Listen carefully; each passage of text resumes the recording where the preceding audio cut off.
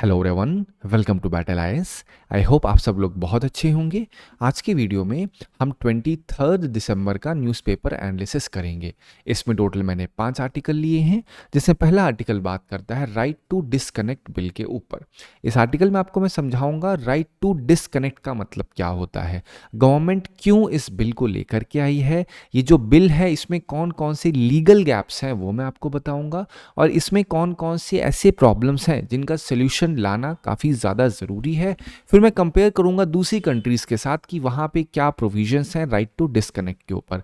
अभी तक यहाँ पे सुप्रीम कोर्ट का कोई ऐसा जजमेंट इसके ऊपर नहीं है, लेकिन फिर भी आप अगर ध्यान देंगे तो इसी से कनेक्टेड जब राइट टू डिस्कनेक्ट की बात हो रही, दैट मीन्स कहीं ना कहीं राइट टू डिस्कनेक्ट हो जाओगे आप अगर, तो वहाँ पे राइट टू प्रिवेसी भी तो आएगी ना रोल में, तो साथ ही साथ को एग्जिस्ट करने वाली थोड़ी बहुत चीज़ें लगती हैं। तो इस वजह से ये जो क्वेश्चन है GS2 2017 का, ये आप एक बार पढ़िएगा तो आपको एक अंडरस्टैंडिंग होगी कि इन फ्यूचर पूछा सकता है आपसे कि ऑन राइट टू डिस्कनेक्ट ऐसे करके। यहाँ पे आपको मैं इन डिटेल समझाऊंगा हर एक एस्पेक्ट राइट टू डिस्कनेक्ट के ऊपर। नेक्स्ट आर्टिकल बात करता है इंडिया और न्यूजीलैंड का जो फ्री ट्रेड एग्रीमेंट हुआ है, इसमें कौन कौन से प्रोविजंस हैं, किन किन प्रोविजंस में जो बातें की गई हैं वहाँ पे कौन सा पोटेंशियल अचीव करने के लिए कहा गया है, क्या क्या चैलेंजेस हैं, वो सारी चीज़ें आपको बताऊंगा। फिर मैं आपको न्यूजीलैंड की ज्योग्राफी बताऊंगा, एक अंडरस्टैंडिंग प्रोवाइड करूंगा कि ये किस तरीके से इसकी फिजियोग्राफी है, और वहाँ से अगर इंडिया के साथ ट्रेड करना है तो वो किस तरीके से होगा, वो भी आपके साथ में डिस्कस करूंगा। नेक्स्ट आर्टिकल बात करता है एयर पोल्यूशन और साथ ही साथ जो इन्वायरमेंट है, इन सब का क्या क्या कॉन्स्टिट्यूशनल प्रोटेक्शन इंडिया में प्रोवाइड है, मैं इस आर्टिकल में आपको वो इन डिटेल समझाऊंगा। यहीं पे आपको मैं राइट टू हेल्दी इन्वायरमेंट के बारे में बताऊंगा, सुप्रीम कोर्ट ने जो बोला है, कॉन्स्टिट्यूशन क्या क्या किस प्रोविजंस में कौन से आर्टिकल में ये सारी चीज़ें मैंशनड है, वो मैं आपके साथ डिस्कस करूंगा। नेक्स्ट आर्टिकल बात करता है अरावली रेंज और जो माइनिंग होने की उसमें बात हो रही थी, उसमें क्या रिसेंट डेवलपमेंट आया है। यहाँ पे कुछ बॉडीज़, कुछ ऑटोनॉमस बॉडीज़ के ऊपर डिस्कशन हुआ है, मैं आपको बताऊंगा वो ऑटोनॉमस बॉडीज़ क्या हैं, कैसे वर्क करती हैं, और इस अरावली रेंज के रेफरेंस में उसका क्या सिग्निफिकेंस है। नेक्स्ट आर्टिकल बात करता है सुप्रीम कोर्ट ने जजमेंट दिया है कि जो फॉरेस्ट लैंड है उसको कैसे आप यूज़ कर सकते हो, तो ये काफ़ी ज़्यादा इंपॉर्टेंट है। यहाँ पे फॉरेस्ट राइट एक्ट या फॉरेस्ट एक्ट प्रोटेक्शन एक्ट की बात होती है, वो सब यहाँ पे जितनी भी एक्ट्स हैं वो सब मैं यहाँ पे कनेक्ट करने की कोशिश करूँगा। बट प्रिसाइजली कहा जाए तो फॉरेस्ट प्रोटेक्शन एक्ट 1980 यहाँ पे मैंशनड होगा। मैं आपको बताऊँगा ये 1980 का जो एक्ट है इसकी क्या सिग्निफिकेंस है, कैसे यूपीएससी यहाँ से क्वेश्चन पूछ सकती है आपसे। इस पूरे आर्टिकल की समरी आप बैटल आईएएस के टेलीग्राम चैनल से डाउनलोड कर सकते हैं। चलिए स्टार्ट करते हैं अपना पहला आर्टिकल। अब पहला आर्टिकल आप नोटिस करेंगे तो पूरा का पूरा एडिटोरियल है इतना बड़ा। अब मैं इस पूरे एडिटोरियल की क्रक्स आपको बताता हूँ, ठीक है। तो गवर्नमेंट एक बिल लेकर के आई है जहाँ पे गवर्नमेंट ने कहा है कि आज के समय डिजिटल वर्क जो है, मतलब जो वर्क फ्रॉम होम है, इसने एक वर्क की जो बाउंड्रीज है उसको बहुत ही ब्लर कर दिया है, धुंधला कर दिया है। लोगों को पता नहीं चल पा रहा है कि उनका काम क्या है, उनकी पर्सनल लाइफ क्या है। तो ये जो एकदम बाउंड्री धुंधली हो चुकी है, तो इस वजह से यहाँ पे ज़रूरी है, एक ज़रूरत है, एक डिमांड है कि एक इम्पॉर्टेंट शिफ्ट किया जाए इंडियन लेबर लॉ में। तो ये जो राइट टू डिस्कनेक्ट बिल है ये क्या कहता है, इस बिल के अंतर्गत जो एम्प्लॉय होगा वो इग्नोर कर सकता है वर्क रिलेटेड कम्युनिकेशन। अगर उसका वर्किंग आवर है, उसने 8 घंटे काम कर लिया है, तो उसके बाद उसे काम करने की जरूरत नहीं है, वो डिस्कनेक्ट हो सकता है कंप्लीटली एम्प्लॉयर के साथ। लेकिन ये तो केवल बिल में मेंशन किया गया है, अभी तक डिफाइन नहीं किया गया है कि वर्क एग्जैक्टली है क्या, पर्टिकुलरली डिजिटल इकोनॉमी वर्क का क्या मीनिंग है, क्या डेफिनेशन है, वो सारी चीज़ें अभी तक डिफाइन नहीं हुई है एक्ट में। तो इस वजह से मैं सिर्फ वही चीज़ें आपके सामने मेंशन कर रहा हूँ जो इस एडिटोरियल में लाई गई हैं। अब यहाँ पे कुछ बहुत सारी एम्बिग्यूटीज भी आ जाती हैं कि जो करंट के एग्जिस्टिंग लेबर कोड्स हैं उनके साथ किस तरीके से ये मैच होगा राइट टू डिस्कनेक्ट बिल। अगर हम दूसरे देशों की बात करें, यूरोपियन यूनियन, फ्रांस, जर्मनी, वहाँ पे क्या है, जो एम्प्लॉयर्स होते हैं वो वर्किंग टाइम को ट्रीट करते हैं एज एन अवेलेबल टाइम, लेकिन इंडिया में अभी ऐसा कुछ भी नहीं है। इंडिया में अभी तक ऐसा नहीं है कि एम्प्लॉयर एम्प्लॉय के साथ कब तक एक प्रॉपर, तब हम बोलते हैं ना, एक वर्किंग टाइम अभी तक डिसाइड नहीं हुआ है। यहाँ पे working time does not mean 8 से 5 वाला समय, यहाँ बात हो रही है कि ऑफ आवर्स में भी अक्सर एम्प्लॉयर एम्प्लॉय से कह रहा है ये काम करिए वो काम करिए। तो ये सारी चीज़ें क्या हैं, ये सारी प्रॉब्लम्स को शोकेस करती हैं। लेकिन इस बिल में अभी भी ये चीज़ प्रॉपर तरीके से मेंशन नहीं हो पाई है कि भाई ये जो आप राइट टू डिस्कनेक्ट लेकर के आए हो, क्या ये मैंडेटरी है या फिर ये नेगोशिएबल हो जाएगा कॉन्ट्रैक्ट के द्वारा। मैंडेटरी इन द सेंस अगर कह दिया राइट टू डिस्कनेक्ट बिल में जो प्रोविजंस है वो मैंडेटरी हैं, तो इसमें क्या होगा कि अगर किसी एक इंसान की 8 घंटे की शिफ्ट होगी तो उसके बाद वो कंप्लीटली डिस्कनेक्ट हो जाएगा, कोई मतलब नहीं है। लेकिन इंडिया में सिचुएशन क्या है, इंडिया में कॉर्पोरेट की दुनिया ऐसी काम करती है कि वहाँ पे अगर आपने गलती से भी एम्प्लॉयर जो होगा या फिर जो कुछ भी आपसे बॉस कहता है अगर वो नहीं करते तो अपने ईगो पे ले लेते हैं आज के लोग। तो ये सब चीज़ें क्या हाईलाइट कर रही हैं, इंडिया में जो ईगो की प्रॉब्लम है, इंडिया में जो लोग हर बात को बहुत ज़्यादा बोलते हैं ना अपने ऊपर लेकर के उसे they start pulling leg of that employ, ये चीज़ काफ़ी ख़राब है। तो ये सारी चीज़ें रियलिटी है, ग्राउंड रियलिटी है जिससे एम्प्लॉय सफ़र करते हैं। तो ये सब चीज़ें क्या शो करती हैं। अब क्या ये जो बिल है, बिल में ये चीज़ें एज अ कॉन्ट्रैक्ट में डाली जा सकती हैं क्या, मतलब अगर मान लो एम्प्लॉयर और एम्प्लॉय कॉन्ट्रैक्ट में आ जाए, एक एम्प्लॉय का रिक्रूटमेंट हो रहा है और एम्प्लॉयर ने पहले ही बोल दिया भैया ये कॉन्ट्रैक्ट है, इस कॉन्ट्रैक्ट पे साइन करो तभी नौकरी मिलेगी। अब इंडिया को देखो, यहाँ पे कितनी ज़्यादा बेरोजगारी है, तो उनसे कहा जा रहा है कि भैया राइट टू डिस्कनेक्ट आप नहीं ऑप्ट करोगे, मतलब आपको कनेक्ट रहना पड़ेगा। तो ये बिल ने अभी स्पेसिफाई किया ही नहीं है कि मैंडेटरी है या फिर ये आपका नेगोशिएबल है बाय कॉन्ट्रैक्ट, और अभी तक इसका कॉन्स्टिट्यूशनल बेसिस नहीं दिया गया है कि क्या ये 21 का हिस्सा है या फिर नहीं है। तो ये सारी चीज़ें क्या हाईलाइट करती हैं, राइट टू डिस्कनेक्ट बिल में जो जो प्रॉब्लम्स हैं और किस ऑब्जेक्टिव से आया है। अगर मैं आपको सिंपल सी बात बोलूँ, राइट टू डिस्कनेक्ट है क्या, इसका मतलब ये है जो एम्प्लॉय है उसका हक कि वो रिस्पॉन्ड ना करे वर्क रिलेटेड कॉल्स को, मैसेजेस को, ईमेल्स को, जैसे ही उसका वर्किंग आवर्स खत्म होता है without any penalty. But same situation India की रियलिटी आपको पता है कैसे काम करती है। तो इंडिया में उस चीज़ को इम्प्लीमेंट करने के लिए बहुत ही स्ट्रिक्ट प्रोटोकॉल्स का होना काफ़ी ज़्यादा ज़रूरी है। अगर मैं बात करूं इसके इम्पैक्ट की, तो यहाँ पे वर्क लाइफ बैलेंस प्रोटेक्ट होने की यहाँ पे डिस्कशन हुआ है, stress, burnout, mental fatigue reduce होगा, साथ ही साथ जो एक्सेसिव एम्प्लॉयर का कंट्रोल है डिजिटल एरा में वो लिमिट हो जाएगा, पर्सनल लिबर्टी, डिग्निटी आर्टिकल 21 में वो रीइंफोर्स हो जाएगी। और वहीं पे अगर मैं चैलेंजेस की बात करूं तो अभी क्लियर डेफिनेशन वर्क की नहीं आई है, एग्जिस्टिंग लेबर कोड्स में काफ़ी ज़्यादा एम्बिग्यूटी है, साथ ही साथ इसको बहुत काफ़ी ज़्यादा डिफिकल्ट है इसको एनफोर्स करना रिमोट, गिग और आईटी सेक्टर्स में। तो ये जो आपके सामने मैंने रखा है ये क्या है, ये इंट्रोडक्शन, फिर साथ ही साथ यहाँ पे डिस्कशन कर सकते हो इसका क्या है, प्रोज एंड कॉन्स दोनों मैंने आपके सामने प्रेजेंट कर दिया है। ठीक है, अगर मैं बात करूं ये कहां से डिराइव किया जा रहा है, ये एकदम प्रिसाइजली लिखा नहीं है, लेकिन आप थोड़ा ध्यान दोगे तो यहाँ पे article 21 right to life and personal liberty की बात करता है। तो आर्टिकल 21 क्या है, प्रिवेसी की बात करता है, डिग्निटी की बात करता है, मेंटल हेल्थ की बात करता है। तो राइट टू डिस्कनेक्ट भी अगर आएगा तो यहीं पे उसकी मेंशनिंग की जाएगी, बट अभी प्रिसाइजली इसमें रखने की बात उसमें नहीं की गई है। ठीक है, फिर देखिए राइट टू प्रिवेसी के ऊपर बात हुई है तो आर्टिकल 21 में बात होता है। फिर यूपीएससी 2018 में क्वेश्चन देखिए किस चीज़ के ऊपर बात हो रहा है, intrinsic part of right to life and personal liberty, किसके ऊपर बात हो रही है, राइट टू प्राइवेसी कहां पे है, तो आर्टिकल 21 में ऑब्वियस सी बात है। ठीक है, चलिए अब हम लोग बात करते हैं नेक्स्ट आर्टिकल पे। नेक्स्ट आर्टिकल बहुत ज़्यादा ब्रॉड नहीं है लेकिन मैं इसको बहुत ही आसान सी भाषा में आपको समझाऊंगा। इंडिया और न्यूजीलैंड ने कंक्लूड किया है फ्री ट्रेड एग्रीमेंट के नेगोशिएशन 9 महीने से चल रहे थे, और ये जो नेगोशिएशंस हैं ये साइन होंगे फर्स्ट हाफ ऑफ 2026 में। अब यहाँ पे जो एम है वो ये कि भाई हम जो है अपना बायलैटरल ट्रेड अगले 5 साल में डबल करेंगे और 20 बिलियन एफडीआई को अट्रैक्ट करेंगे। जब एफडीआई की बात हो रही है इसका मतलब क्या है, फॉरेन डायरेक्ट इन्वेस्टमेंट की बात हो रही है। मतलब जब एक्स कंट्री से वाई कंट्री में इन्वेस्टमेंट लाया जाए लॉन्ग टर्म के लिए, वहां पे कुछ फैक्ट्रीज, कुछ फिजिकल चीजें बनाई जाए तो एफडीआई के अंडर में आता है। ठीक है, यहीं पे क्या है, न्यूजीलैंड क्या करेगा, न्यूजीलैंड एलिमिनेट करेगा, टैरिफ्स को रिड्यूस करेगा, 95% of its export to India जो होता है उस पर टैरिफ कम लगना स्टार्ट हो। पर्टिकुलरली बात की जाए फॉरेस्ट्री, टिम्बर, वूल, शीप, इन सब पे वो एलिमिनेट और रिड्यूस करेगा। इंडिया के जो सेंसिटिव सेक्टर्स हैं उसमें अभी कंसेशन देने की बात नहीं की गई है, जिसके लिए इंडिया काफ़ी ज़्यादा जाना जाता है, जिसके लिए क्रिटिसिज्म भी काफ़ी मिलता है यूएसए से। तो अभी भी सेंसिटिव सेक्टर्स को इंडिया ने प्रोटेक्ट करने की कोशिश की है। साथ ही साथ जो लेबर इंटेंसिव सेक्टर्स है जैसे टेक्सटाइल हो गया, लेदर हो गया, पैरल हो गया, फुटवेयर और जो रबर, होम डेकोर है, इन सब में लेबर इंटेंसिव जहां काम होता है, मतलब लेबर्स का जो आपके ह्यूमंस होते हैं उनका ज़्यादा इस्तेमाल होता है, तो उसको बूस्ट करने के लिए इंडिया और न्यूजीलैंड की जो एफटीए है वो काफ़ी ज़्यादा अहम रोल प्ले करेगा। साथ ही साथ जो आपकी मैन्युफैक्चरिंग है, हाई वैल्यू एक्सपोर्ट है, उसको गेन मिलेगा। साथ ही साथ यहाँ पे क्या है, जो आपका न्यूजीलैंड है वो 5000 temporary work visas annually offer करेगा इंडियन प्रोफेशनल्स को, पर्टिकुलरली जो IT, health care, engineering field के हैं। साथ ही साथ जो सर्विसेज है वो स्ट्रेंथन होंगी, ट्रेड में work flows mobility, MSME, startups, innovation, इस सब कुछ स्ट्रेंथन होंगे। तो ये सब क्या है, ये सब इंडिया और न्यूजीलैंड के बीच के रिलेशन की बात है। क्या यहाँ से कोई क्वेश्चन पूछा जा सकता है? आंसर इज नहीं। ये सिर्फ आपके मेंस के लिए है कि इंडिया और न्यूजीलैंड के बीच की टाइस कैसे काम करती है।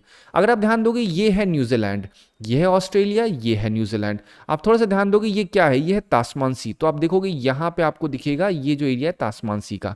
फिर आप न्यूजीलैंड को देखोगे, दो आइलैंड में बटा हुआ है। एक क्या है आपका साउथ आइलैंड, दूसरा दिखा है नॉर्थ आइलैंड। यहाँ पे आप देखो कुक स्ट्रेट दिख रही है, ठीक है। आपको ये 2 से 3 चीजें काफी ज्यादा अहम है जो आपको पता होना चाहिए। साउथ वेस्ट पैसिफिक में है, नॉर्थ साउथ में है, रिंग ऑफ फायर के अंडर में आता है। यहाँ पे तौपू वॉल्केनो जोन भी आता है, हॉट स्प्रिंग्स और गीजर्स भी देखने को मिलेंगे। यहाँ पे जियोथर्मल एनर्जी जो होती है, अब जैसे आपसे बोला जाए जियोथर्मल एनर्जी, इसका मतलब क्या होता है, धरती के अंदर जो गर्माहट होती है उसका इस्तेमाल करना फॉर सम XYZ पर्पस, और वो क्या होगा, मैन मेड पर्पस होगा, ठीक है। जो सदर्न एप्स हैं वो साउदर्न लैंड में पाए जाते हैं। यहाँ पे वॉल्केनिक प्लेट्यूज, गीजर्स, ये सब कुछ पाए जाते हैं। ऐसे गीजर्स का मतलब क्या होता है, आपको याद होगा लैंड फॉर्म होता है, लैंड फॉर्म में क्या होती है, लेयरिंग होती है। तो क्रस्ट के अंदर अगर ध्यान दोगे तो जो आपके इंट्रूसिव वॉल्केनिक लैंडफॉर्म्स होते हैं, ठीक है, या फिर जो मैग्मा होता है, वो अगर आसपास के ग्राउंड वाटर को इम्पैक्ट करता है तो वहाँ पे हॉट स्प्रिंग्स, गीजर्स, ये सब बनने के काफ़ी ज़्यादा चांसेस हो जाते हैं। गीजर्स में क्या होता है, रह रह के कभी गर्माहट एकदम आती है ना, बूस्ट होती है, फिर रुकता है, फिर वहाँ पे गैसेस बनती हैं। तो ये सब क्यों हो रहा है, क्योंकि थर्मल हीट इनसाइड अर्थ है जिसकी वजह से ऐसा हो रहा है वहाँ पे, ठीक है। चलिए हम लोग बात करते हैं नेक्स्ट आर्टिकल पे। नेक्स्ट आर्टिकल बात कर रहा है एयर पोल्यूशन, इन्वायरमेंटल और जो कॉन्स्टिट्यूशनल प्रोटेक्शन है इंडिया में। आपको पता है जो एकदम सीवियर विंटर स्मॉग हुआ दिल्ली एनसीआर में, इससे पब्लिक हेल्थ क्राइसिस बहुत ज़्यादा एकदम सीवियर हो गई। डिस्पाइट वर्क फ्रॉम होम चल रहा है, हाइब्रिड स्कूलिंग चल रही, बट इसके बाद भी ये क्राइसिस बहुत ज़्यादा सीवियर हो चुकी हैं। अगर पर्टिकुलेट मैटर की बात की जाए, ये डेडलीस्ट पॉल्यूटेंट कहा जाता है, जिससे हार्ट, लंग डिसीज, स्ट्रोक्स का खतरा काफ़ी ज़्यादा बढ़ जाता है। अगर यहीं पे बात की जाए सेंट्रल एयर क्वालिटी मैनेजमेंट की, यहाँ पे ग्रैप को भी अमेंड किया गया है। जो आपका स्कूल को है क्लोज कर दिया, जैसे ही फेज 3 और 4 ग्रैप का आएगा स्कूल क्लोज कर दिए जाएंगे। ऑफिस की टाइमिंग जो है वो भी स्टैगरिंग हो चुकी है, मतलब प्लस माइनस ऊपर नीचे करना स्टार्ट कर चुके हैं, लेकिन अभी तक इसका इंपैक्ट नहीं दिखा है। अगर बात की जाए कॉन्स्टिट्यूशन की, तो कॉन्स्टिट्यूशन में ओरिजिनल, अगर हम ओरिजिनल की देखें, ओरिजिनल कॉन्स्टिट्यूशन का हिस्सा देखें, तो वहां पे एक्सप्लिसिट एनवायरमेंटल राइट्स के बारे में डिस्कशन नहीं था। लेकिन सुप्रीम कोर्ट ने अपनी इस जुडिशियल इंटरप्रिटेशन में आर्टिकल 21 को एक्सपैंड किया और उन्होंने कहा right to clean and healthy environment भी एक फंडामेंटल राइट है भाई साहब, ठीक है। तो अगर मैं की कॉन्स्टिट्यूशनल प्रोविजंस की बात करूं, आर्टिकल 21, 48A, 51AG, जहां पे क्या क्या बात होती है, 21 में right to life includes pollution free air and water के ऊपर बात होती है। यहाँ पे स्टेट की ड्यूटी के ऊपर बात थी एनवायरमेंट को प्रोटेक्ट करने के लिए, साथ ही साथ citizens duty to protect nature. इस सब में क्या बात शो होती है, शो होता है कि भैया आपका हक है कि आपको एक पोल्यूशन फ्री एयर और वाटर मिले, और ये स्टेट की भी जिम्मेदारी है एज पर DPSP कि वो एनवायरमेंट को प्रोटेक्ट करे। यहाँ पे मैंने कुछ लैंडमार्क केसेस दे रखे हैं। अब यहाँ पे ये चीज़ थोड़ी अहम है, कोर्ट ने जो अपने की डॉक्ट्रिन्स हैं जो इवॉल्व किए हैं, एब्सोल्यूट लायबिलिटी वाला, पॉल्यूटर पे प्रिंसिपल वाला, पब्लिक ट्रस्ट डॉक्ट्रिन वाला। अब आप ध्यान दोगे पॉल्यूटर पे प्रिंसिपल क्या कहता है, बाकी सब तो आप नॉर्मली ही समझ सकते हो, या प्रिकॉशनरी प्रिंसिपल अगर बात की जाए तो ये क्या कहता है, पॉल्यूटर पे प्रिंसिपल कहता है कि भाई जो जितना नुकसान करेगा उसे उतने नुकसान की भरपाई करनी पड़ेगी, ठीक है। एब्सोल्यूट लायबिलिटी में क्या है कि अगर कभी कोई भी इंसान कुछ करता है, उससे कुछ ट्रेजेडी होती है, उसकी पूरी की पूरी लायबिलिटी होगी। यहाँ पे पब्लिक के ऊपर ट्रस्ट भी रखना होगा, पब्लिक के ऊपर ट्रस्ट अगर करवाना है किसी ऑर्गेनाइजेशन को तो उसके लिए they need to do certain steps. तो अभी पॉइंट क्या है यहाँ पे जो बहुत ही अहम है, जहां से क्वेश्चन पूछे जाते हैं, दैट इज पॉल्यूटर पे प्रिंसिपल। ये ग्लोबल जो आपका एरिना होता है वहां पे भी काफी ज्यादा डिस्कशन होता है इस चीज के ऊपर। साथ ही साथ अगर मैं बात करूं जो क्लाइमेट चेंज का इंपैक्ट है वो जब धीरे धीरे और सीवियर हो रहा है तो उसे एज अ वायलेशन कहा जा रहा है आर्टिकल 21 का, साथ ही साथ आर्टिकल 14 का भी कहा जा रहा है। जुडिशियल एक्टिविज्म होने के बावजूद इन्वायरमेंटल प्रोटेक्शन अभी भी वीक ही है अपनी ओरिजिनल प्रैक्टिस में। अगर मैं एग्जैक्टली बताऊं नीड ऑफ द आवर क्या है, तो यहाँ पे कॉन्स्टिट्यूशनल रिकॉग्निशन की जरूरत है कि right to a clean and healthy environment, ताकि वो दोनों स्टेट और नागरिकों को बाइंड कर सके। तो ये चीज कॉन्स्टिट्यूशनल लेवल पे रिकॉग्नाइज होना काफी ज्यादा जरूरी है। अभी की बात की जाए तो ये जुडिशियल रिकॉग्निशन है, कॉन्स्टिट्यूशनल रिकॉग्निशन की बात की जाएगी तो एक्सप्लिसिटली जब मेंशन होगा तब उस चीज का क्या पता ज्यादा इंपैक्ट हो। तो यहाँ पे पूरे आर्टिकल मैंने आपको क्या बताया, एयर पोल्यूशन और जो एनवायरमेंटल क्राइसिस है वो किस तरीके से सीवियर हो रही हैं और उसमें क्या क्या चैलेंजेस हैं, उसमें कॉन्स्टिट्यूशन की एस्पेक्ट से या उसके नजरिए से भी मैंने आपको चीजें समझाई, जिससे आपको एटलीस्ट आइडिया लग सके कॉन्स्टिट्यूशन में किस किस आर्टिकल में right to free, right to healthy environment की बात होती है जनरली। ठीक है, अब नोटिस करोगे 2018 की बात क्या है, क्वेश्चन क्या बोल रहा है, how is the NGT different from CPCB. आपको पता है एनजीटी क्या है, एनजीटी एक स्टैट्यूटरी बॉडी है और जो सीपीसीबी है ये भी एक स्टैट्यूटरी बॉडी है। लेकिन यहाँ पे क्या लिख दिया, एनजीटी को भाई एक्ट के द्वारा बनाया और सीपीसीबी को एक एग्जीक्यूटिव ऑर्डर के द्वारा बनाया गया। क्या ये सही है? Absolutely wrong. और जब ये गलत है तो अगर आप दूसरा पॉइंट पढ़ोगे वो क्या कह रहा है, NGT provides environmental justice and help reduce burden of litigation in the higher court, whereas CPCB promotes cleanliness of the streams and wells and aim to improve the quality of air in the country। क्या ये सही है? Absolutely।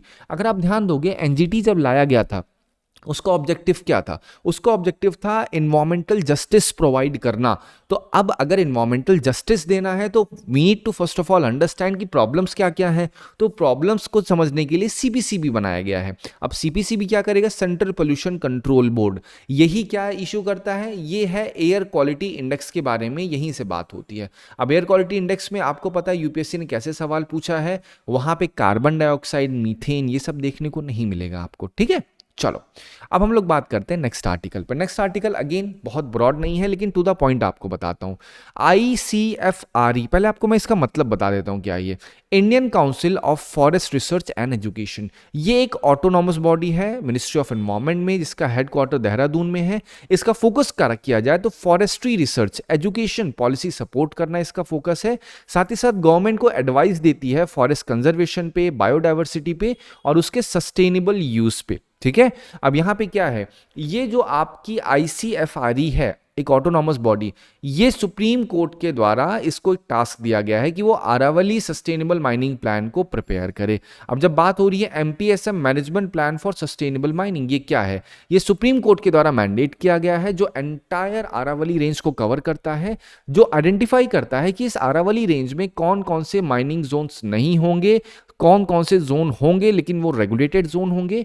यहाँ पे ecological impact assess किया जाएगा, carrying capacity उस surrounding की एसेस की जाएगी, वाइल्ड लाइफ कॉरिडोर मैप किया जाएगा, सेंसिटिव हैबिटेट्स को मेजर किया जाएगा, साथ ही साथ रीस्टोरेशन और रिहैबिलिटेशन मेजर्स भी लिए जाएंगे। तो आर्टिकल का मेन स्टैटिक पोर्शन तो मैंने आपको समझा दिया, लेकिन अब मैं यहाँ पे बताता हूँ क्या है। तो जो ICFRE है ये क्या करेगा, डिस्ट्रिक्ट वाइज रिपोर्ट बनाएगा, हिल्स को आइडेंटिफाई करेगा जो कि अरावली का हिस्से में आ रही हैं और वो आपका माइनिंग रेगुलेशन में उन्हें डालना है या नहीं डालना है, वो सारी चीज़ें ये ICFRE उस चीज़ को देखेगा। यही सेम चीज़ एनवायरमेंट मिनिस्टर ने बोली है कि कोई भी नया माइनिंग लाइसेंस नहीं इशू किया जाएगा, ये सुप्रीम कोर्ट के ऑर्डर के द्वारा किया जा रहा है। ठीक है, अगर मैं आपको बताऊं MPSM का ऑब्जेक्टिव क्या है, वही सेम चीज़ जो मैंने आपको बाद में लिखा था वही सेम चीज़ यहाँ पे भी लिखी हुई है। वहाँ पे सिर्फ एक फ्रेमवर्क में आपके सामने मैंने प्रेजेंट किया है ताकि आप उसे अपने मेंस में एज इट इज लिख सको। अब यहाँ पे लॉन्ग स्टैंडिंग इशू क्या है, अभी तक अरावली की कोई यूनिफॉर्म डेफिनेशन नहीं है अक्रॉस स्टेट्स और यूटीज। अब अगर बात की जाए तो कुछ का कहना भैया 100 मीटर अबव का जो है वो आपका अरावली कंसिडर करना है। राजस्थान ऑलरेडी इस चीज को कर रहा है कि 100 मीटर से जो ऊपर है वो सब अरावली के अंडर में आएगा।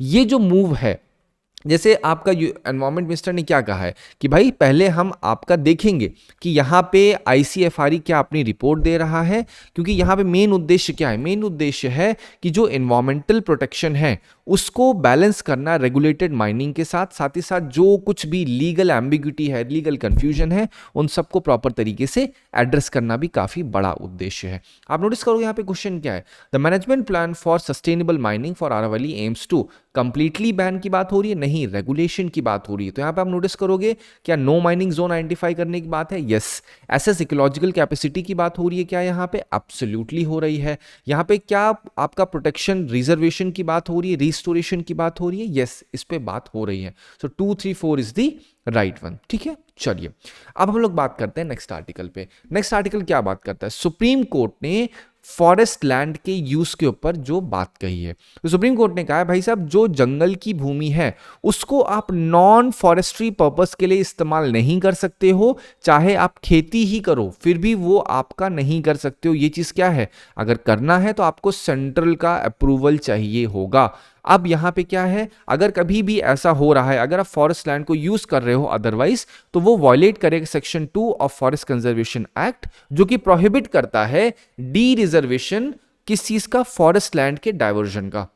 अब सुप्रीम कोर्ट ने अपहेल्ड किया, कर्नाटका गवर्नमेंट ने अपील की थी, एक कोऑपरेटिव सोसाइटी ने जो एक लीज दिया गया था, एक्सटेंड किया है, जहां पे 134 एकड़ ऑफ फॉरेस्ट लैंड को कल्टीवेट करने की बात की गई थी। तो कोऑपरेटिव सोसाइटी ने कहा भैया ये गलत है, ये चीज नहीं होनी चाहिए। तो अब यहां पे जो कर्नाटका गवर्नमेंट ने अपील की थी वही सुप्रीम कोर्ट ने अपहेल्ड भी कर दी कि भाई बिल्कुल सही है, हम इस चीज को अपहेल्ड करते हैं, ये 134 एकड़ ऑफ फॉरेस्ट लैंड को नॉन फॉरेस्ट पर्पस के लिए यूज नहीं किया जाएगा। जो ओरिजिनल लीज थी उसको इलीगल घोषित कर दिया गया। साथ ही साथ कोर्ट ने डायरेक्ट किया है कि भाई स्टेट जो है वो रिस्टोर कर सकता है फॉरेस्ट को bye planting indigenous trees of species. मतलब अगर कभी भी कोई जंगल को लेट्स से एक सर्टेन एरिया तक उसको काट दिया गया है तो वहां पे उसको दोबारा रिस्टोर करना होगा वहां के इंडिजिनस ट्री की जो स्पीशीज होती हैं उनको लगा करके। ठीक है, अब यहां पे 1980 का जो एक्ट है वो क्या कहता है? ये सेंट्रल लॉ है डिफॉरेस्टेशन चेक करने के लिए। सेंट्रल गवर्नमेंट का अप्रूवल बहुत मैंडेटरी है अगर आपको डी रिजर्वेशन करना है, फॉरेस्ट लैंड का यूज करना है नॉन फॉरेस्ट्री पर्पस के लिए, हर एक फॉरेस्ट लैंड पे अप्लाई होता है। ये इसका उद्देश्य है डेवलपमेंट को और कंजर्वेशन को बैलेंस करना साथ ही साथ। ठीक है, अब नोटिस करोगे यूपीपी से 2017 में क्वेश्चन क्या पूछा गया है? The government of India act forest conservation act enacted the forest conservation act in the year कब? तो ऑब्वियसली बोलोगे 1980 में इसको लाया गया था। ठीक है, चलो अब हम लोग बात करते हैं नेक्स्ट आर्टिकल पे। नेक्स्ट आर्टिकल में सिर्फ एक चीज आपको पढ़नी है, वो क्या है? अंजदीप। ये अंजदीप क्या है? ये indigenous anti submarine shallow water craft है।